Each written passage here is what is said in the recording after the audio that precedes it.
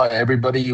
Welcome to today's webinar. Today, we've got a very exciting webinar with Adiba Irfan from Afghanistan, who's going to be talking to Sylvia about her foundation, Pink Education, and the work that she's doing to bring English lessons to girls in Afghanistan. And after the webinar, we'll talk about next steps and how we can move from what Adiba's doing to ways that we as Elacos teachers can help and assist in this project. So I will hand over now to Sylvia and to Adiba to begin their discussion. Thank you, Richard. All right, so I think that for us to understand how we got to the Pink Foundation, we sort of have to understand a little bit of Adiba's story because it's quite unique. I'm sure there's others that have struggled the same way you have, Adiba, but the way she's gotten to helping them is quite unique. So for those of you that were at the conference, at this conference in May, you might already have heard bits and pieces of this, but we'll just go through her story and hear from Adiba about what's happened to her and how she got to Australia so that we can then understand how she thought of funding the Pink Foundation. Adiba came to Australia in 2023, brought here from a group of women that decided that they were going to help Afghan women to continue the studies and higher education in particular, because in 2021, when the Taliban came back to power, they decided that women were not allowed to study after year 6 anymore. Adiba, maybe we start a little bit, we'll try and be brief as you know, but so we won't be able to cover the whole story, unfortunately, but about your childhood and how, your upbringing, how things were at home, when things changed, and your motivations, really. Thank you so much, Sylvia, and thanks, Richard, for the quick start, and from you for a little bit of background and introduction about me and what we're doing. So as Sylvia said, I'm Adiba, and I came from Afghanistan in 2023 after the Taliban returned in Afghanistan. And before that, I was a medical student. I had done 4 years of medicine back then, which unfortunately, when the Taliban came in, the universities got closed. So we had to stop. There was no way, no any other option to continue or get the diploma, whatever.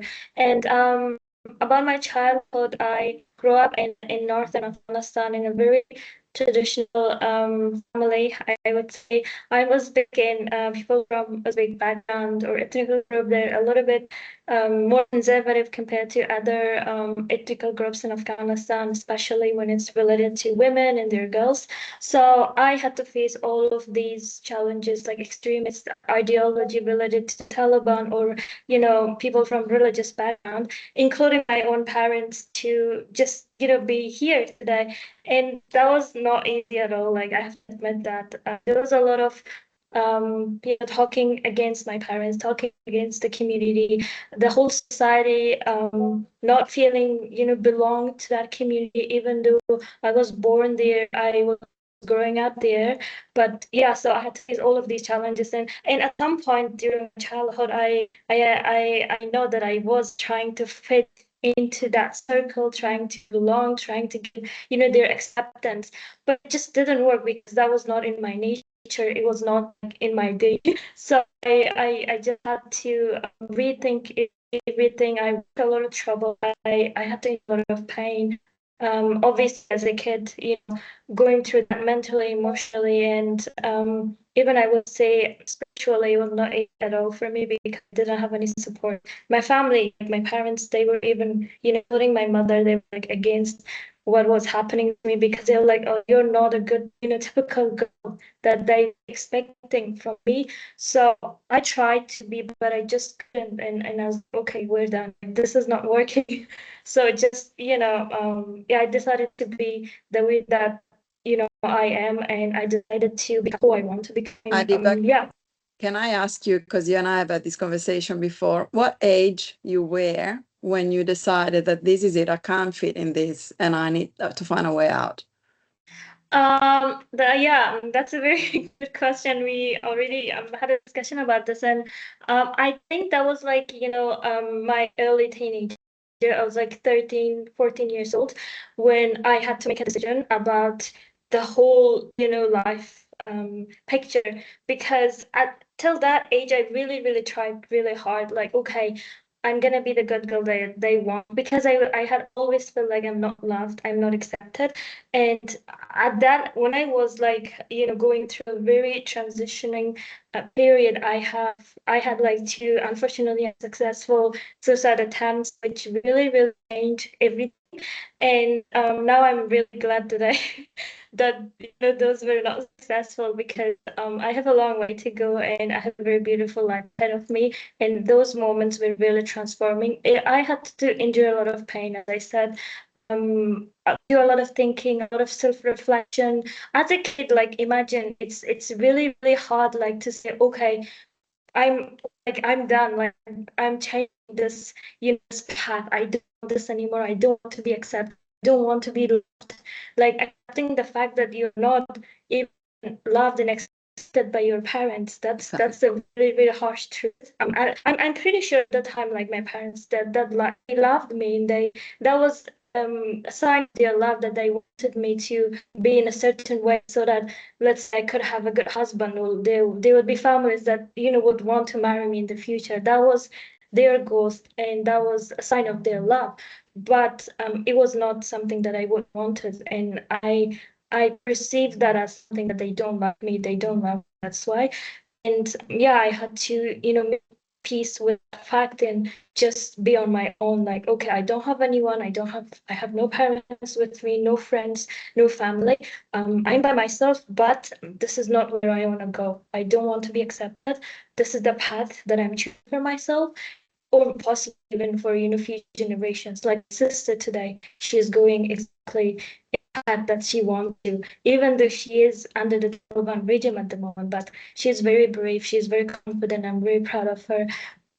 She always stands up for her, and she's doing this underground classes at the moment with Pink Education, and a lot of us like her in our class, and I'm really, really proud of them. And I feel like I do play a role in here for them to be able to have that bravery at the moment, because they look at me, they see a role model for An themselves. example. And yeah, and this is like, okay, yeah, I got it, and this is where I want to be. So yeah. So there were a couple of things as were having our conversation that I sort of, I don't know if I didn't know or if I didn't expect, maybe both. Yeah. You, the first thing, this is probably going to show a bit of ignorance on my part, but is the fact that despite the Americans being in control for a lot of your life in Afghanistan, that still meant very little freedom for most things. And whilst they did promote education amongst, well, promote maybe not, but allow education amongst women, there were a lot of other things that weren't democratic at all, really. Yeah. And for that reason, what surprised me in your account of your life in your childhood was the fact that not only the men in your life had the belief that, women should follow the rules and they should, behave so that they can marry and lead a life in that way. But also the fact that despite your mother working and being the breadwinner at home, that didn't change her status in the family. She was still the woman that had to do everything else as well, and your father didn't have to do anything, which to me was surprising. And the fact that she embodied those values that were imposed on her as well. So despite her being the breadwinner and possibly suffering the injustice that she was being put upon, she didn't want a different life for you. She wanted you to follow the same rules. And okay, perhaps if you behaved and you married well, you wouldn't have to suffer as much as she has.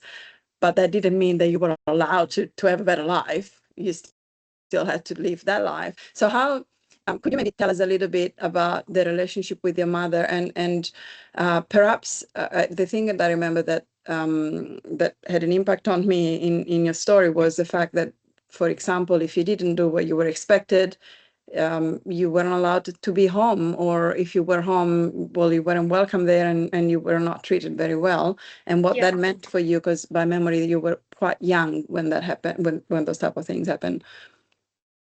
Yeah, exactly. So it's like I see two components in in your question, which is one is related to my mom and how she was, even though she was a breadwinner, but had that idea, like same idea, and then the other is how I was treated. So in terms of my mother, she basically felt the role that she was supposed to at that time based on the traditions and the community rules and the norms that that was like a ruling in our society. And basically they were not like women were not basically trained to think like out of the box, if you know what I mean. There was a specific box they were allowed to think, they were allowed to play their rules within that specific box. In my mom's situation, she had to endure a lot of injustice or had to work too much pressure, stress related to the family's finance, winning the bread, as you said. But she was like, if I had married a better man, I would have a better life. That was the idea. And that's why she was pushing us to be that expected good girl of the society so we could marry a good man and then have a good future. That's the perceived path we go right now at the moment in Afghanistan. But the thing with my mom now my mom think that way because already proved. And there was another concept which was the gender concept, being a girl and being a boy in a family. As a boy, as everybody knows, like I wouldn't say much to everybody knows because we have people from different countries and culture backgrounds. So in Afghanistan, boys are the princess of the family. Like if I'm like really honest, and they're being treated really really well. They're being basically respected really well. And if there's a boy in the family, they like okay, the honor of the family is gonna continue with the boy. With my mom, she had the same idea. If I were to a boy, I could have the freedom of choice of what I wanted to do. Now, as a girl, because we are all already being given a script to just fill that out and to follow that. And now when I think back, I do a lot of reflection, like personal thinking, reflection, what happened to me, why that happened, having this open conversation with my mom sometimes. And then when I think back now, I'm like, she really wanted good for me at that time based on her understanding of the concept of what good is for her. But it was really, there was a really big difference between what good was for me, what I wanted to choose, and what she wanted for me. So that's why we had a lot of disagreements. There was times that when I'm coming back from school, the whole day outside, like going to different educational centers, school, coming back, and then I'm calling her like my mom, like mom, and then she'd be like, oh, don't call me mom, I'm not your mom. This was the everyday thing that we both went through, and that was easy for neither of us. I understand that. But she was just under the impact of that extremist ideology. That she had to live what she was the girls that had going to school. She was in grade when came and the war started, and then she had to marry when she was like 17 or 16 with with someone who's already her marriage was arranged when she was born, because my dad and my mom, they were born in the same night, like same exact date, and they were relatives. And then the parents decided to this marriage as the newborns, like infants. They were like, when they start growing up, they have to get married. This is what they did. But my mom was against that fact, that forced marriage, or let's say arranged marriage, in a way that kind of she believed that gave her a very difficult life. But still she wanted to marry to have a life. I Yeah. Make sense. It's very complex situation to explain, especially in the context that we're talking about, because from one we have less time, and from the other side it's just we try to catch up on everything. But yeah, we didn't have like really good relationship, like Yeah, me and my mom. Yeah, and yeah, that was surprising. The fact that women are as indoctrinated as men in that context, from especially you were saying to me that your dad didn't have to work because your mom was working. That was really surprising. So it's a different way of being brought up, and it's a hard system to fight against if you've got no one around you that sees it the way you do. Because everyone's been told otherwise for their whole lives. In terms of your slightly later years and your education, you've studied medicine, it's your vocation, it's what you want to do. Can you talk to us about perhaps your school years and how you came to the conclusion that you did want to become, you wanted to be in the medical profession, and what changed? So, what changed when you weren't allowed to study anymore, and from there, how you got to Australia? Well, very interesting memories, coming true when you mentioned the school time, like how that went. So basically, I didn't have a really interesting, like childhood and teenagerhood, including the school time, because I had to work, obviously. I had to work and study at the same time, and also try to convince my parents, my family, that I'm worthy of this chance to be educated. And in the meantime, I had lost a lot of chances, opportunities that I would really wanted, and I could get it if I were to be a boy. So starting from early school days and things, as a kid, 6 years, 7 years, it was pretty much okay.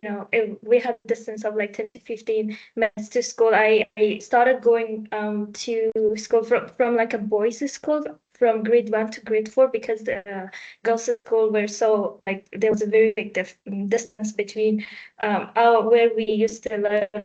In our village, we didn't have specified schools for girls. So, but fortunately, we were allowed to have girls till grade 4. And then I started from that school. Everything was going okay, and things were pretty much interesting. But the moment when I entered grade 4 and 6, so on, when I was growing up, so there was family, chores, household works, which the responsibility was growing as well with me as a kid, and then also that finance side. So basically, my dad were not employed, or if even he was employed, we had a very big family, like my own family, and then my uncle family. So in Afghanistan, the families, they tend to live together, and then at that time, whenever like my dad had anything like income, it would go towards bigger, giant family expenses. And then for our family, it would be live with my mom. So we really had this difficult time in terms of getting basics for school, like material and things. And that was the point that my mom told me, okay, if you want to go to school, like you have to just you're just by your own. You have to do it yourself. Like if you need, let's say, uniform, if you need books or notebooks, whatever, you're the one who's gonna get it if you want to study. Otherwise, like, we can't, like, there's no way that we could give you those things. Or even like just pretty much everyday food. Like, let's say in the morning there was like a specified houseworks for me, and then the school starts at 6:30 in the morning, and there's like 40 minutes walking distance that I have to walk every day. And then she'd be like, you have to finish all of these works before leaving to school. Otherwise, you can't. And I used to be late every day at school. And interestingly, I was the first student in my class, like based on that, grading and marking. And I was always like being told like why I'm late. I should be a role model, like, for other students to be on time, to be just very organized, but I was not. And I couldn't explain this to my teachers or school principal that this is what I've been going through. I was like, and even myself, I had perceived that this is normal for girls who want to be educated. And I was like, yeah, I'm happy to go through this because I want something extra. And this is what we were told. And that was okay for me. I don't know how I kind of manage all of this, what I think at the moment. But it's just it's a very proud moment actually when I talk about it like that, because if I wouldn't do all of those things, I wouldn't be able to be here. So yeah. And about my medical school, so during that 12 years of the school, like that 3 years, like grade 10, 11, and 12, that was the most difficult years of school that I had, because it's like a start of high school, the studies and everything gets intensified, and you have to put so much work into if you even want to go to a university, specifically if it is public. And for people like me, like obviously there's no way I could afford to go private, so I had to get a public fund, like a scholarship, so that I could go in a study. That was it's just so much work. Even during, there was like a winter season, so I didn't even have like a proper bed, like a place to sleep. I was like, if I have it, then I will just fall asleep, and I can't. During the day, always out school studying, and then when I'm coming back, houseworks, doing. My mother is a tailor, so I learned sewing from her, and then from that I could just help myself to go through that period. Like I supported myself financially, so I used to do sewing till, let's say, 2 a.m. in the morning, 3 a.m. in the morning, and then sleep for 2-3 hours and get up and do the same thing for like more than 1 year. And finally I got into medical school. There was, of course, like agreements again from my parents' sides, because we didn't have medical school in that province we were living. So it's taboo for a girl in Afghanistan, especially small cities like mine, that I will go to another province just by herself and live by herself. That's like, oh, this is like, very bad, like terrifying. Somebody hears about it, like, oh, that family doesn't have a let's say good reputation or an honor. So that was like very terrifying for my parents, and even my uncles and my not included my immediate family people. They were commenting me, they were telling me like, oh, we really think about yourself, this is not good for you, nobody will want to marry you if you do that. But I was like, yeah, I mean, I at that point I didn't have a really energy to just basically argue with, try to point as I would just accept, like say yeah. But I wanted to do that, conquer exam, because I was like, it's me in the paper, I can do whatever I want. And my dad was very specific about a very specific province, which was called Pakistan. And then so I really wanted to get into medicine, like everything was, and I think the energy that came at that time for me to be able to go through that part of my life was, that having that specific goal, like, okay, this is what I want, and that was medicine for me. And I just did whatever I could. I will just get because there no matter how. Yeah, exactly. I was like, yeah, I'm gonna get that no matter how, and I will prove that, because I was told that I can't do that. Like my mom multiple times she had told me, oh, if you were a boy, I would send you to another, better school, like a semi-private one, so that you could get a better score and basically get into medicine. But she was like, because you're a girl, there's no, I don't want to waste money, because you're gonna get married, in the credit for that comes from you as a doctor will go to your husband, so there's no way. And that was the probably competition that with the other gender, like with male at that time. And that's why I have always hated men, like growing up, which is really interesting. Like I was always in competition. I didn't know, like my brothers, my classmates, like people around us, from my relatives. I was like, yeah, I'm gonna prove that I'm better than you. I mean, as a kid, it's a really interesting idea, but that was the source of energy for me. That drove me till medical school. And yeah, I was talking about specific provinces like host that my dad forbidden me to choose while having that national university entrance exam. But I selected it anyway. So in that exam you're allowed to have 5 options, like from different majors, ranking from the first to the fifth. All of my 5 options were medicine from different provinces, including that specific province that my dad forbidden me. And then when I came back from that exam, then he asked, "Okay, Atiba, what did you do? Like, how was the exam?" And I said, "Oh, that I chose that specific province." That he said no, and then he said, "Oh, really? You did it?" And I was like, "Couldn't help, sorry." And he said, "Okay, if you get into that specific province, I'm not taking you there." He didn't say no, like you can't go, because he knew he couldn't stop me anyways. And he was like, "If you get into that specific university, I'm not take you there, because if I go with you, I would just be killed like you." And then he said, "I will just take you to the station, like to that car specific, they have this bus stop for that specific province." He said, "I will just take you there, and then you are by yourself, like, you have to go by yourself." And then I said, "Oh, Dad, it's okay. You don't have to take me even to that station. I will just say goodbye, like from this house with the whole family, and then I can just leave my home." Then he was so upset, but he didn't say anything. Yeah, Is that where you ended up, but yeah, Adiba? sorry? Is that the university you ended up in?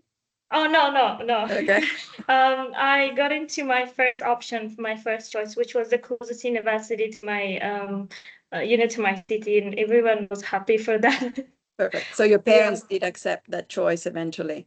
Yeah, exactly. Well, they were, I mean, they couldn't stop me. I was just, as I said, from one point, I stopped arguing with them, but I did what I wanted to do at the end of the day.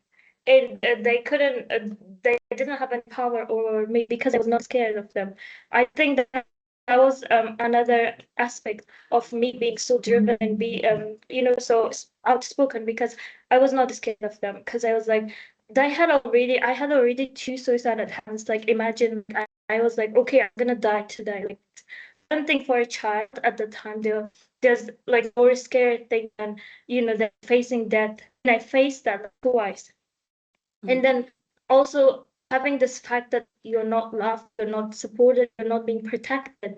This is like, as a kid speaking now I'm an adult.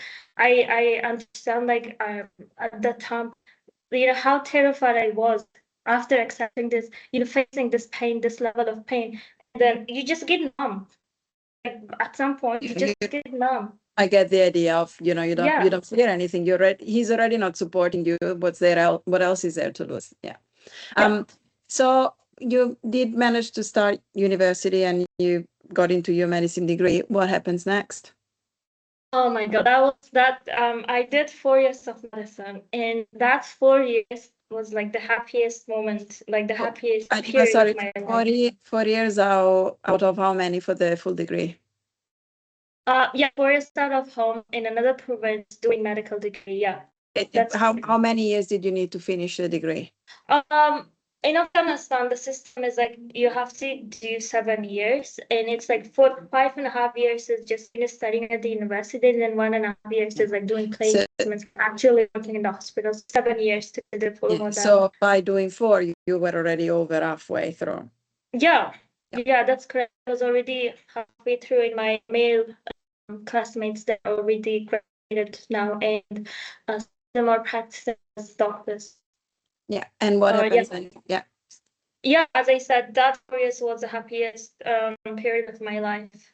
I mean, despite stress moments for exams, or like trying to do a lot of things at once, I was really into research at the time. Our university didn't have a proper system for specifically for female students. I was trying to initiate lots of advocacy works, be like a straight A student, even though I had told myself during high school that I just want to get into medicine. Like, when I got into medicine, I wouldn't compete, I wouldn't do anything. I would just relax and study and just to be a doctor. But when I got into that, I saw lots of injustice. I can't just close my eyes on an injustice, or if I see something is wrong, I can't just be silent, because I believe that silence is also part of crime. It's like accepting. Yeah, exactly, the injustice. So I can't do that. And when I got into medicine, in the university, in the system, I saw a lot of justice, a lot of discrimination, especially against women, female students. And yeah, I just poured all of me into that to make that, environment, the whole environment, a better place for myself and other female students. Also, like, I said, doing research, I was involved with Afghanistan Medical Student Association. Well, in fact, I was one of the co-founders at that time. Yeah, it was fantastic. Even right now, when I go through the memories, I wish I have, just found all of those so that I could watch it now. I mean, I do have in my memory, but sometimes I feel like they're like a, movie that you watch a long time ago, and you feel like, oh, they're fading away. You can't smell that, specific smell the flower that you're walking, on a specific way. For example, in our university, like in a yard, we had that stations, like flower stations and things. And then I used to go and I used to plant them and things. But sometimes I really feel like that those senses, those feelings are going away, and I feel like, oh, I really wish I could have more videos or pictures of them so that I could keep them forever. But yeah, as I said, I was a steady student, always trying to be, I mean, not perfect, but I was trying to be the perfect student at the time.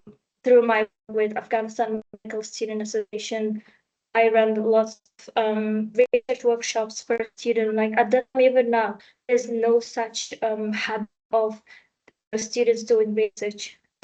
Again, there was a lot of like people from that government body of the university against me, like, oh, Adiba, you're living in the bubble. You're just the first medical student. Not this is not a practice. No done research or had started any research committee here till now. You don't know the intensity of the study that you're facing now.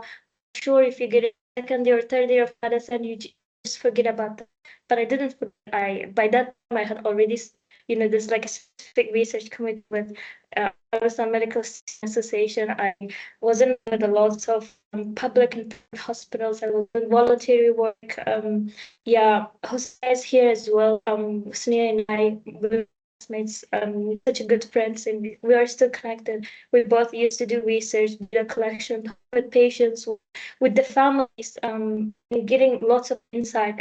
And every time when I used to talk with patients with a family member, and I would get informed with how they were being treated at that specific hospital or by that specific doctor, I would just tell her, like, no, this is not who I want to become even as a doctor. Like, this is, we could do something to change the situation. We were always had always this conversation together, still working together, even not in Afghanistan anymore, senior in Afghanistan, but still we talk about this. We always positive changes in the environments that we're working. So, But you didn't get the chance to continue your well, change. I didn't. I mean, I wouldn't say that I didn't get the chance because I didn't get a chance to become a doctor, of To course. finish, yeah. Yeah, to finish. But now when I think about that, there's a lot of ways that I can bring that change. We can change. I don't specifically. I'm still working towards getting this and working to become a doctor. Of course, here, open doors, and of course, when one door gets closed to your face, it's not the way. It means there are alternatives. So I look at the alternative. I was banned going to school there now. Diva, sorry, the So many audience. options. Just 1 second, because your audio is breaking up a little bit. Oh, Maybe we slow it down a little bit. That's okay. So perfect, thank you. We've come into Australia. That came with its own challenges as well. We all know. Well, we're right in the middle of it within our industry at the moment. Visas are very difficult to get, and I'm sure it was the same for you. Yet you persevered. You're still here.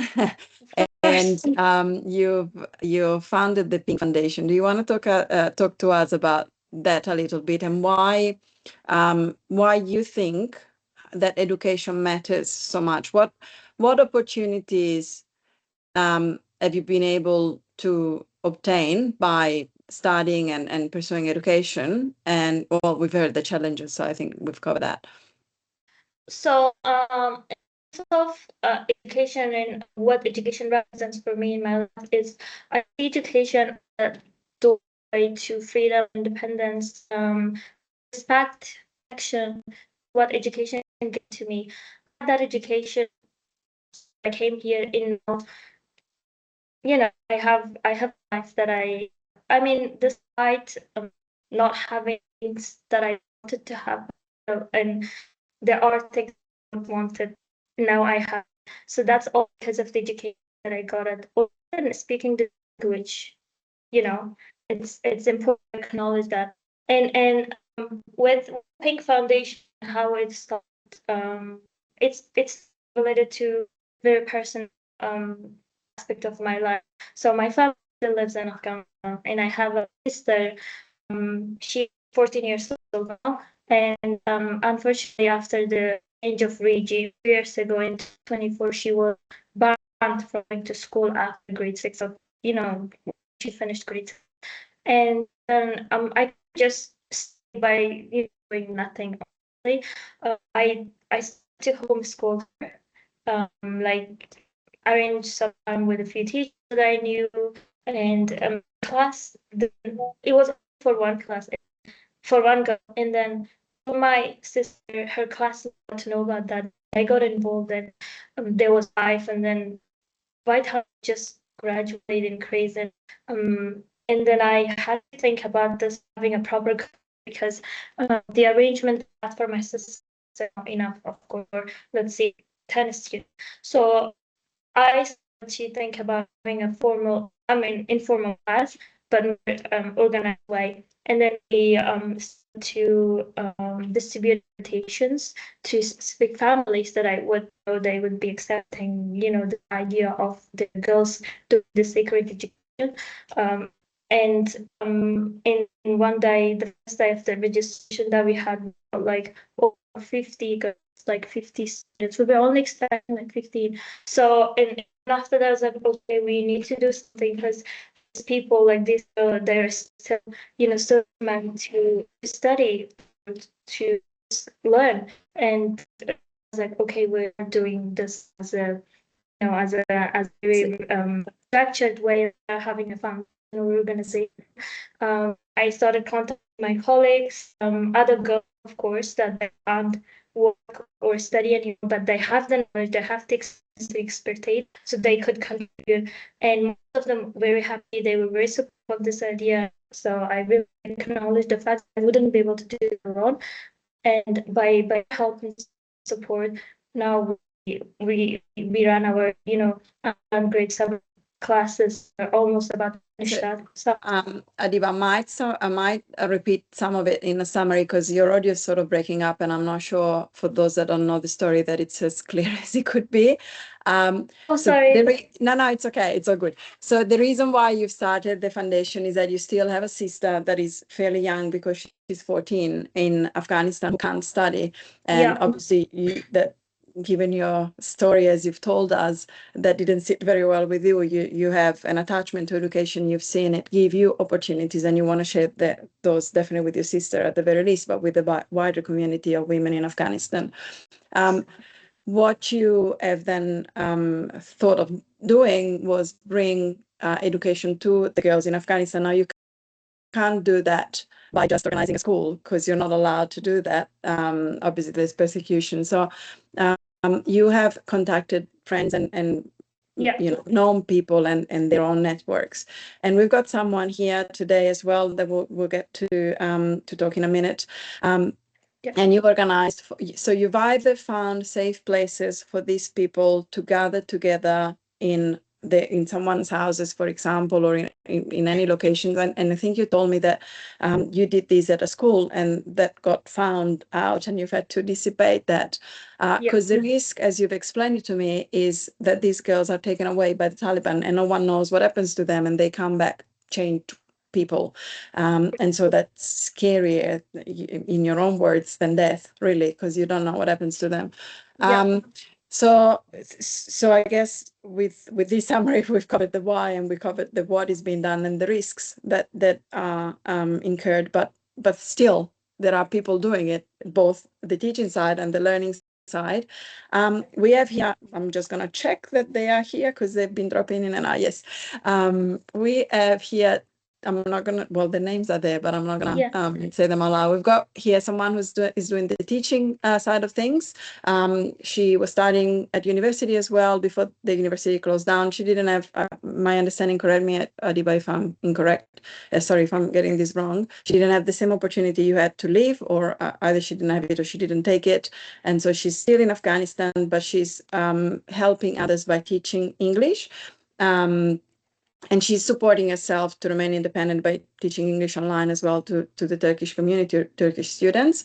But then she supports Afghan women in this way. And she hopes, like you have, to return to studying medicine someday and finish her qualification. And then we have, I only see one here, so correct me if I'm wrong, one of the students as well. So I just wanted to, maybe Adiba, you can help me facilitate this, because I know that the teacher definitely speaks English, but I'm not sure that the student does to a degree that we can understand.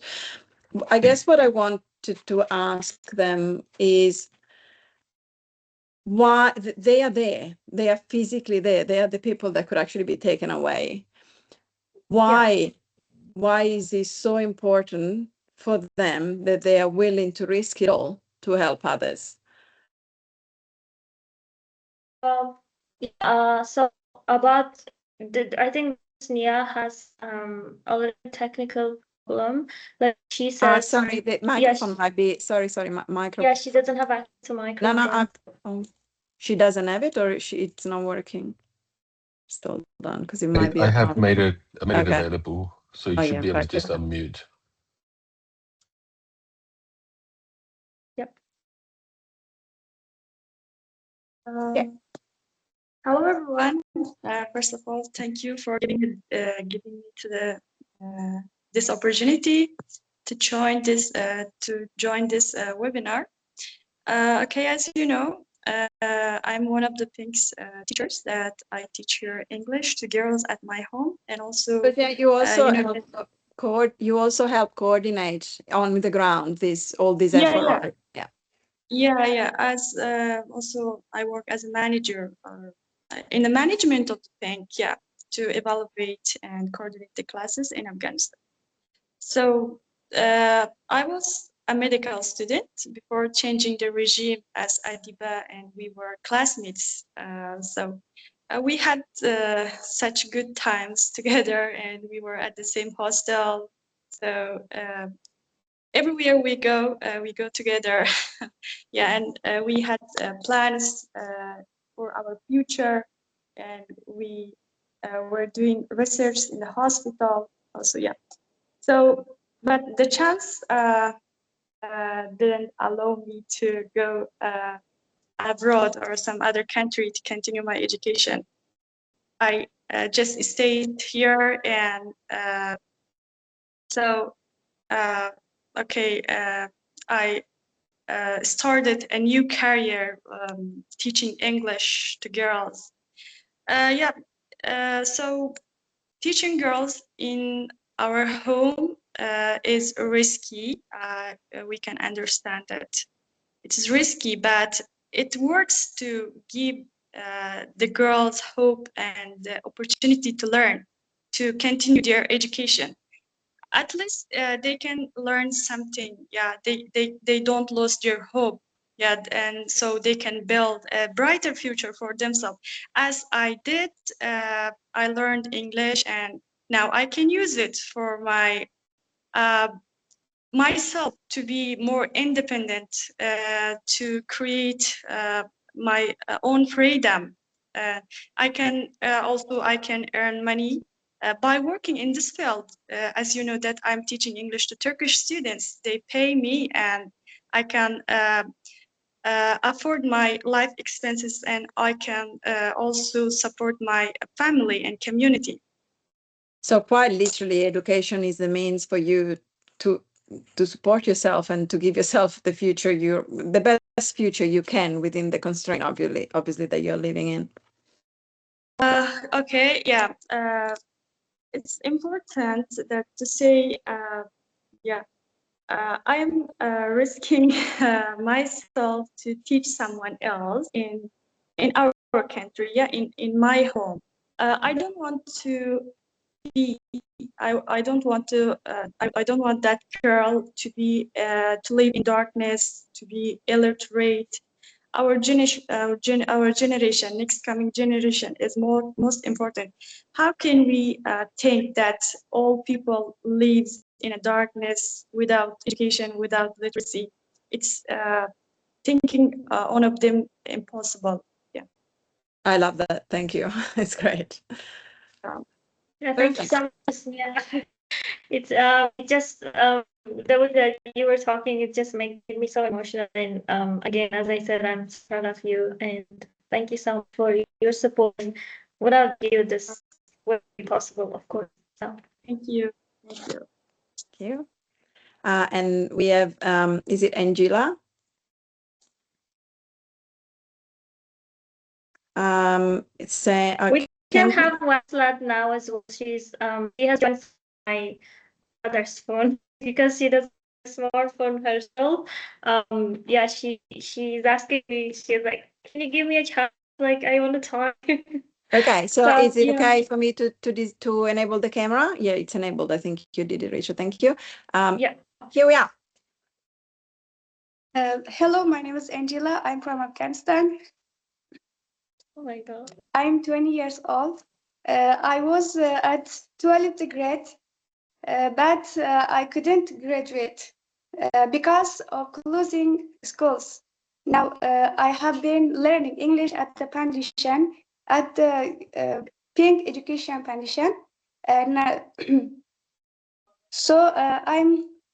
I'm happy. I have chance to keep going towards future. Great. Thank you very much. Thank you very much, Angela. That's fantastic. This is so powerful to have, to actually have the people that are there doing it talk and wanting to talk and share their thoughts. I think it's fantastic. So thank you. Thank you, Adiba, for bringing them on, and thank you, Angela, and for being here. Yeah. No. So we have one more student, and he just wants to start up like a sentence if we could give her the chance, like. I'm sorry, Adiba, I didn't quite get that. Oh, I said we have one more student. She's actually my sister. She has been preparing for this, and she wants to talk as well, like for Yeah, 1 minute. absolutely. I just couldn't see her on the screen, so I can't unlock her. She joined through my brother's phone, which is Nazar Big Ruhani. If you could enable her mic, please. Okay, just unmute and turn the camera on. You should be working now. Yeah. Okay. Cool. Thank you. What's that? You can turn the camera on. Thank you for having me. I'm Asad, and I live in Afghanistan. I was banned from going to school in 2024 after completing grade 6. Thank you. Yeah. And hopefully start grade 8. Also, I'm an English student and pink. Before that, I had zero English. My aim is to get fluent in the language and work towards my long dream goals. Of course, it is risky, but having a dark future with no freedom and independence is more scary. My sister Adiba has a high me to stand for myself and take risk because we know one day it will pay off like it did for Adiba. Thank you very much, Waslet. You are the reason why we're here today, which is great. And look, I mean, if if the result of all this effort is having another Adiba in the family and in Afghanistan, that's good enough. Sorry, my phone is ringing. That's good enough, I'm sure. So thank you very much. Fantastic, that's great. Now I'm all over the place and I'm going to have to bring myself back to this webinar. It is emotional, it's amazing, and so powerful. Thank you very much. Okay, so we're going to start wrapping it up because we only have 10 minutes left. I guess, Adiba, what I want to ask you is a couple of things, but we're going to have to be very brief. One is there any, if you could go back in time, notwithstanding the fact that you can't change circumstances, what is there anything you would have done differently, or looking back now you think, yes, you've had to endure the challenges you've had to, but it's brought you to a place where you want to be and where you see the value of what you're doing, and so you would do it all over again the same way? Really interesting question. I had I had focused with this question multiple times, my own reflections. But I have to say that, you know, I obviously had like, as everyone, like a really roller coaster way of living in that's that had obviously really you know, great impact on my personality and who I am at the moment and what I'm doing. And despite you know, except that taking films and videos from every moment of my 4 years of, you know, medical document it. yeah, I've actually done, like, I would have documented every path that I would if I would know this is gonna happen.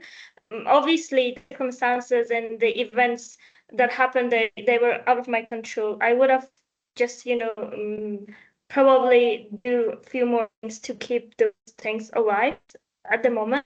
But the other, like, you know, I've done so many mistakes as like a human being, and it's just I wouldn't change anything. I would even stand up more, probably. I wouldn't yeah, it's just hard to give a really you know, compact answer, but I would have done things the way that I did it. And I tell myself to just don't be scared. I think the fear that is kind of injected into our brains while we're growing up, that's it's like as if we're, you know, brainwashed. That's very It's hindering, yeah. scary, and I would have told myself to not give up for that fear. And I didn't. So yeah, I wouldn't have done anything probably differently. I would just push harder. Perfect, thank you. And in terms of the foundation, what are the plans for the future, or you know, how do you see that developing? Well, obviously there are a lot of, you know, options, plans, opportunities for future and things that I want to work on. Our most current plan at the moment is building schools, primary schools, in the villages. Pink, you know, Pink had a specific focus on rural areas of Afghanistan, like in villages they didn't have any access before the Taliban regime to any sort of schools or formal education. So one of our priorities is to build primary schools for those type of villages, and we successfully had already secured yeah, you know, for our school, like a piece of land, and we will be working that, and we're expecting to have 300 kids you know, for the first registry, but from both boys and girls, including both. So which is I'm really excited about. And the long term, like, plan that we have is building a library, because in that city that I came from, we don't have any library. A whole province with no library, neither public or private. So this is another, like, a defined project that we're having for 5 years now. And the thing is, like, hopefully, I'm really, really hopeful that regime in this current situation is continuing, specifically around women and, you know, the risks that they're subjected to. And hopefully this changes so that we could have a little bit more open arm to reach them. Of course, I'm here, but I don't want to, you know, risk people that are working with us at the moment in Afghanistan. So we have to be really, really cautious. So in that regard, my arms are a little bit tight in terms of working with the communities and things. We have to take safety measures really, really seriously. But hopefully in the next very soon future, we have these things resolved and we have more access to communities that we don't have at the moment. Perfect. Thank you.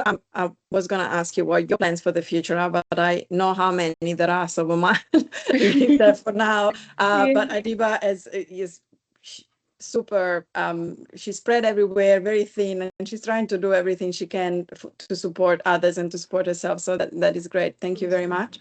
Thank you very much, Adiba, and to your guests as well for coming and talking to me and to us at this webinar. It's great work you do, and in fact, NEAS has all intentions of supporting you and the Pink Foundation as much as we can. And I'll, with that, pass to Richard, who's going to tell us how we're going to do that. Yeah, very, very quickly, within 3 minutes, I shall do that. Thank you, Adiba. You know, this has been really, really touching and really interesting, fascinating insight into the real life of people in Afghanistan and what's really happening. And it was so great to have your guests on here as well.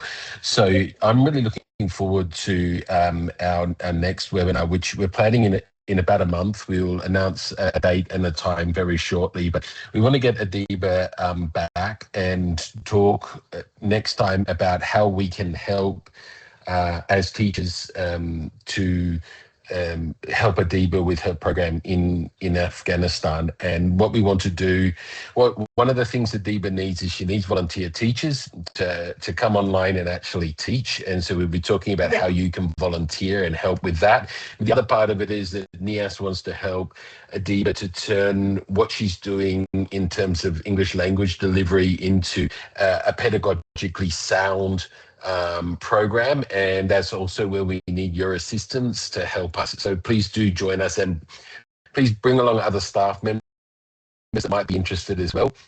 And we will announce a date and time very shortly for that next important part of the project, which I'm really looking forward to. So yes, thank you again, Adiba, and thank you, Sylvia, because your questions were also.